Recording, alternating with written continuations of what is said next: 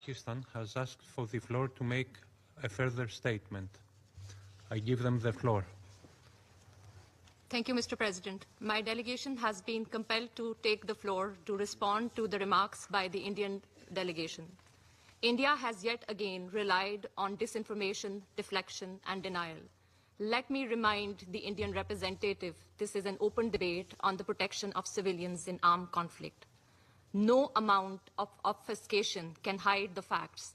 India brazenly kills and maims civilians in Indian-occupied Jammu and Kashmir, carried out blatant aggression against civilians in Pakistan, and sponsors terrorism and assassination in my country and across the globe.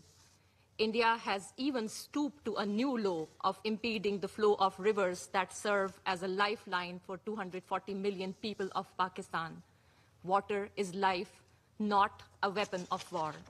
Mr. President, Pakistan, together with the international community, condemned the Pahalgam incident.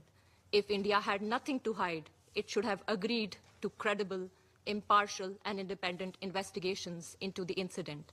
On the contrary, India continues to subject people of Indian-occupied Jammu and Kashmir to state-sponsored terrorism to suppress their legitimate freedom struggle.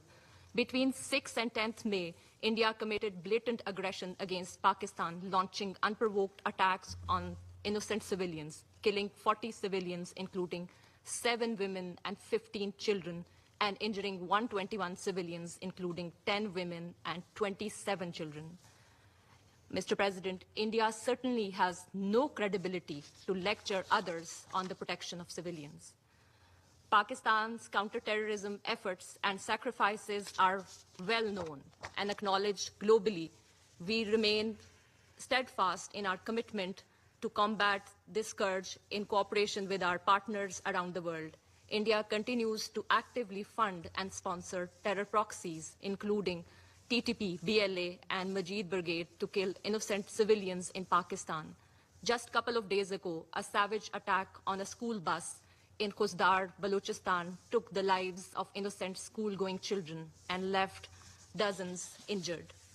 Mr. President, if India is genuinely committed to peace and security and good neighborliness, it should end its state-sponsored terrorism, cease its oppression of the Kashmiris, comply with its obligations under international law, United Nations Charter and bilateral treaties, and engage in meaningful dialogue for the peaceful resolution of the Jammu and Kashmir dispute in accordance with the resolutions of the Security Council and the aspirations of the Kashmiri people. I thank you. I thank the representative of Pakistan for the statement.